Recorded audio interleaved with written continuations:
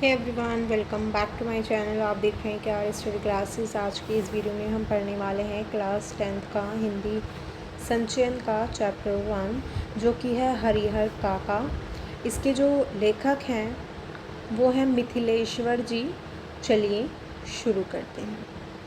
यहाँ पर सबसे पहले हमें यहाँ पर पाठ में बताया गया है कि जो हरिहर काका नाम के व्यक्ति हैं वो उनकी कोई देह से कोई संतान नहीं है, लेकिन उसके पास 15 बीघे ज़मीन है और वही ज़मीन जो है उसकी जान की आफत बन जाती है। कहानी में अंत में उसी ज़मीन के कारण उसे सुरक्षा भी मिलती है। लेखक जो हैं इस पाठ के ज़रिए समाज में जो हो रहे नकारात्मक बदलाव हैं उनको अवगत कराना चाहते हैं, और आज के मनुष्य जो मतलब आज का जो मनुष्य है वो कितना ज़्यादा स्वार्थी हो चुका है उस चीज़ को दिखाना चाहते हैं।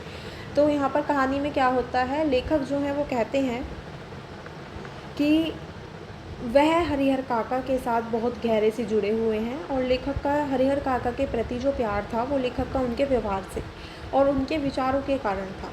उसके दो कारण थे। पहला कारण था कि जो हरिहर काका हैं वो लेखक के पड़ोसी थे, और दूसरा कारण था कि जो लेखक हैं उनकी माँ ने बताया था कि हरिहर काका लेखक को बचपन से ही बहुत ज़्यादा प्यार करते थे, तो इसलिए जो लेखक हैं उनको हरिहर काका बहुत ज़्यादा पसंद थे। जब लेखक वयस्क हुए यानी कि बड़े हुए तो उनकी जो पहली दोस्ती हुई वो भी हरिहर काका के साथ ही हुई थी, और लेखक के गांव की जो पूर्व दिशा है उसमें ठाकुर जी का विशाल मंदिर था, जिसे गांव के लोग ठाकुरबाड़ी यानी देवस्थान कहते थे। लोग ठाकुर जी से पुत्र की मन्नत मांगते, मुकदमे में जीत, लड़की की शादी अच्छे घर में हो जाए, लड़के को नौकरी मिल जाए आदि मन्नतें मांगते थे। तो मन्नत पूरी होने पर लोग जो हैं वो अपनी खुशी से ठाकुर जी को रुपए, जेवर और अनाज चढ़ाते थे। जिसको बहुत ज़्यादा अधिक खुशी होती थी वो अपने खेत का छोटा सा भाग ठाकुर जी के नाम कर देता था, या एक तरह से प्रथा ही बन गई थी। लेखक जो है वो कहते हैं कि उसका जो गांव था वो अब गांव के नाम से नहीं बल्कि देवस्थान की वजह से पहचाना जाता था। उसके गांव का ये देवस्थान उस इलाके का सबसे बड़ा और प्रसिद्ध देवस्थान था। हरिहर काका ने अपनी परिस्थितियों के कारण देवस्थान में जाना बंद कर दिया था। मन बहलाने के लिए लेखक भी जो हैं कभी कभी देवस्थान चले जाते थे। लेकिन लेखक जो हैं वो कहते हैं कि वहाँ के साधु संत उसे बिल्कुल भी पसंद नहीं थे, क्योंकि वे काम करने में कोई दिलचस्पी नहीं रखते थे। भगवान को भोग लगाने के नाम पर वे दिन के दोनों समय हलवा पूड़ी बनवाते थे और आराम से पड़े रहते थे। सारा काम वहाँ आए लोगों से सेवा करने के नाम पर करवाते थे। वे खुद अगर कोई काम करते थे तो वो था बातें बनाने का काम। लेखक जो है वो हरिहर काका के बारे में बताते हैं कि हरिहर काका और उनके 3 भाई हैं। सबकी शादी हो चुकी है। हरिहर काका के अतिरिक्त सभी 3 भाई के बाल बच्चे हैं। कुछ समय तक तो हरिहर काका के सभी चीज़ों का अच्छे से ध्यान रखा गया, परंतु फिर कुछ दिनों बाद हरिहर काका जो हैं उनको कोई पूछने वाला नहीं था। लेखक कहते हैं कि अगर कभी हरिहर काका के शरीर की स्थिति ठीक नहीं होती तो हरिहर काका पर मुसीबतों का पहाड़ ही गिर जाता, क्योंकि इतने बड़े परिवार के रहते हुए भी हरिहर काका को कोई अपना नहीं था, और कोई मतलब पूछता नहीं था उनको। बरामदे के कमरे में पड़े हुए हरिहर काका को अगर किसी चीज़ की ज़रूरत होती तो उन्हें खुद ही उठना पड़ता था। एक दिन उनका भतीजा शहर से अपने एक दोस्त को घर ले आया। उन्हीं के आने की खुशी में 2-3 तरह की सब्जियां, बचके, चटनी, रायता और बहुत कुछ बनाया गया। सब लोगों ने खाना खा लिया और हरिहर काका को कोई पूछने तक नहीं आया। हरिहर काका गुस्से में बरामदे की ओर चल पड़े और ज़ोर ज़ोर से बोल रहे थे कि उनके भाइयों की पत्नियां क्या ये सोचती हैं कि उन्हें मुफ्त में खाना खिला रही हैं। उनके खेत में उगने वाला अनाज भी इसी घर में आता है। तो वो इस तरह से जब उनको सुनाते हैं, हरिहर काका के गुस्से का महंत जी ने लाभ उठाने की सोची। महंत जी हरिहर काका को अपने साथ देवस्थान ले आए और हरिहर काका को समझाने लगे कि उनके भाई का परिवार केवल उनकी ज़मीन के कारण उनसे जुड़ा हुआ है। किसी दिन अगर हरिहर काका यह कहते हैं कि वे अपने खेत किसी और के नाम लिख रहे हैं तो वे उनसे बातें करना भी बंद कर देंगे। खून के रिश्ते खत्म हो जाएंगे। महंत हरिहर काका से कहते हैं कि उनके हिस्से में जितने भी खेत हैं वो उनके भगवान के नाम लिखते हैं। ऐसा करने से उन्हें सीधे स्वर्ग की प्राप्ति होगी। सुबह होते ही हरिहर काका के 3 भाई देवस्थान पहुंच जाते हैं और तीनों हरिहर काका के पाँव में गिरकर रोने लगते हैं और अपनी पत्नियों की गलती की माफ़ी मांगने लगते हैं, और कहने लगे कि वे अपनी पत्नियों को उनके साथ के किए गए इस तरह के व्यवहार की सज़ा देंगे। हरिहर काका के मन में दया का भाव जाग गया और वे फिर से घर वापस लौटकर आ गई। जब अपने भाइयों के समझाने के बाद हरिहर काका घर वापस आए तो घर में और घर वालों के व्यवहार में आए बदलाव को देखकर वो बहुत ज़्यादा खुश हुए। घर के सभी छोटे बड़े सभी लोग हरिहर काका का आदर सत्कार करने उसके बाद जो उनके मतलब घर वाले होते हैं वो उनके व्यवहार में बदलाव आ जाता है, जिसे देखकर जो हरिहर काका हैं वो बहुत ज़्यादा खुश होते हैं। घर के जो सभी छोटे बड़े हैं वो हरिहर काका का आदर सत्कार करने लग जाते हैं। गाँव के लोग जो हैं जब भी वो कहीं बैठते तो बातों का ऐसा सिलसिला चलता जिसका कोई अंत नहीं था। हर जगह बस उन्हीं की बातें होती। कुछ लोग कहते कि हरिहर काका को अपनी ज़मीन भगवान के नाम लिख देनी चाहिए, इससे उत्तम और अच्छा कुछ नहीं हो सकता। इससे हरिहर काका को कभी ना खत्म होने वाली प्रसिद्धि प्राप्त होगी। इसके विपरीत कुछ लोगों को यही मानना था कि भाई का परिवार भी तो अपना ही परिवार होता है, अपनी जायदाद उन्हें ना देना उनके साथ अन्याय करना होगा।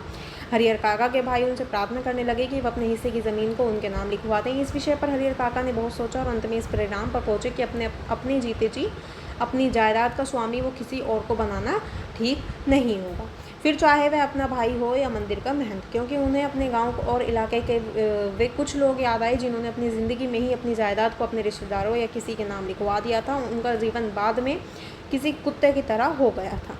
उन्हें कोई पूछने वाला नहीं था। हरिहर काका बिल्कुल भी पढ़े लिखे नहीं थे, परंतु उन्हें अपने जीवन में एकदम हुए बदलाव को समझने में कोई गलती नहीं हुई और उन्होंने फैसला कर लिया कि वे जीते जी किसी को भी अपनी ज़मीन नहीं लिखेंगे। लेखक कहता है कि जैसे जैसे समय बीत रहा था महंत जी की परेशानियां बढ़ती जा रही थी। उन्हें लग रहा था कि उन्होंने हरिहर काका को फंसाने के लिए जो जाल फेंका था हरिहर काका उससे बाहर निकल गए हैं। यह बात महंत जी को सहन नहीं हो रही थी। आधी रात के आसपास देव स्थान के साधु संत और उनके कुछ साथी जो हैं भाला गंडासा और बंदूकों के साथ अचानक हरिहर काका के आंगन में आ गए। इससे पहले हरिहर काका के भाई कुछ सोचें और किसी को अपनी सहायता के लिए आवाज़ लगाकर बुलाएं, तब तक बहुत देर हो गई थी। हमला करने वाले हरिहर काका को अपनी पीठ पर डालकर कहीं गायब हो गए थे। वे हरिहर काका को देवस्थान ले गए थे। एक और तो देवस्थान के अंदर ज़बरदस्ती हरिहर काका के अंगूठे का निशान लेने और पकड़कर समझाने का काम चल रहा था, तो वहीं दूसरी और हरिहर काका के तीनों भाई सुबह से होने से पहले ही पुलिस को जीप को लेकर देवस्थान पर पहुंच गए थे। महंत और उनके साथियों ने हरिहर काका को कमरे में हाथ और पांव बांध कर रखा था और साथ ही साथ उनके मुंह में कपड़ा भी ठूस रखा था ताकि वो आवाज़ ना कर सके। परंतु हरिहर काका दरवाजे तक लुढ़कते हुए आ गए थे। दरवाजे पर अपने पैरों से धक्का लगा रहे थे ताकि बाहर खड़े उनके भाई और पुलिस उन्हें बचा सके। दरवाज़ा खोलकर हरिहर काका को बंधन से मुक्त किया गया। हरिहर काका जो हैं वो पुलिस को बताते हैं कि वे लोग उन्हें उस कमरे में इस तरह बांधकर कहीं गुप्त दरवाजे से भाग गए हैं और उन्होंने कुछ खली और कुछ लिखे हुए कागज़ों पर हरिहर काका के अंगूठे के निशान भी ज़बरदस्ती लिए हैं। ये सब बीत जाने के बाद हरिहर काका फिर से अपने भाइयों के परिवार के साथ रहने लग गए थे। 24 घंटे पहरे दिए जाने लगे थे। यहाँ तक कि अगर हरिहर काका को किसी काम के कारण गांव में जाना पड़ता तो हथियारों के साथ 4-5 लोग हमेशा ही उनके साथ रहने लगे थे। लेखक कहते हैं कि हरिहर काका के साथ जो भी कुछ हुआ था वो उससे हरिहर काका एक सीधे साधे और भोले किसान की तुलना में चालाक और बुद्धिमान हो गए थे। उन्हें सब कुछ समझ में आने लगा था। उनके भाइयों का अचानक से उनके प्रति जो व्यवहार परिवर्तन हो गया था। उनके लिए जो आदर सत्कार और सुरक्षा वे प्रदान कर रहे थे वह उनका कोई सगे भाइयों का प्यार नहीं था, बल्कि वे सब कुछ उनके धन दौलत के कारण कर रहे थे। तो वे हरिहर काका को पूछते तक नहीं।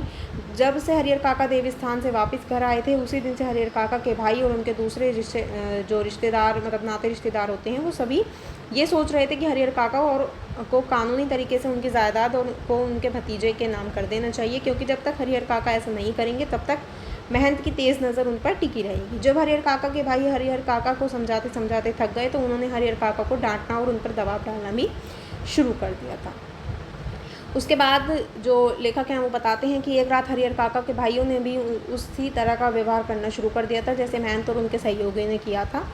उन्हें धमकाते हुए कहते रहे थे कि खुशी खुशी कागज़ पर जहाँ जहाँ ज़रूरत है वहाँ वहाँ अंगूठे के निशान लगाते जाओ, नहीं तो वे उन्हें मारकर कहीं घर के अंदर ही गाड़ देंगे और गांव के लोगों को इस बारे में कोई सूचना नहीं मिलेगी। हरिहर काका के साथ जब अब उनके भाइयों की मारपीट शुरू हुई तब हरिहर काका अपने भाइयों का मुकाबला नहीं कर पा रहे थे, तो उन्होंने ज़ोर ज़ोर से चिल्लाकर अपनी मदद के लिए गाँव वालों को आवाज़ लगाना शुरू कर दिया। तब उनके भाइयों का ध्यान आया कि उन्हें हरिहर काका का मुंह पहले ही बंद करना चाहिए था। उन्होंने उसी पल हरिहर काका को ज़मीन पर पटका और उनके मुंह में कपड़ा ठूस दिया, लेकिन जब तक बहुत देर हो चुकी थी। हरिहर काका की आवाज़ बाहर गाँव में पहुंच गई थी। हरिहर काका के परिवार और रिश्ते नाते के लोग जब तक गांव वाले को समझाते कि ये सब उनके परिवार का आपसी मामला है वे इससे दूर रहें, तब तक महंत जी बड़ी ही दक्षता और तेज़ी से वहाँ पुलिस की जीप के साथ आ गए थे। पुलिस ने पूरे घर की सब अच्छे से तलाशी लेना शुरू कर दिया। घर के अंदर से हरिहर काका को इतनी बुरी हालत में हिसाल किया गया कि जितनी बुरी हालत उनकी देह स्थान में भी नहीं हुई थी। हरिहर काका ने बताया कि उनके भाइयों ने उनके साथ बहुत ही ज़्यादा बुरा व्यवहार किया है, ज़बरदस्ती बहुत से कागज़ों पर अंगूठे के निशान लिए हैं और उन्हें बहुत ज़्यादा मारा पीटा भी है। इस घटना के बाद हरिहर काका अपने परिवार से एकदम अलग रहने लगे थे। उन्हें उनकी सुरक्षा के लिए 4 राइफलधारी पुलिस के जवान मिले थे और आश्चर्य की बात तो ये है कि इसके लिए उनके भाइयों और महंत की ओर से काफ़ी प्रयास किए गए थे।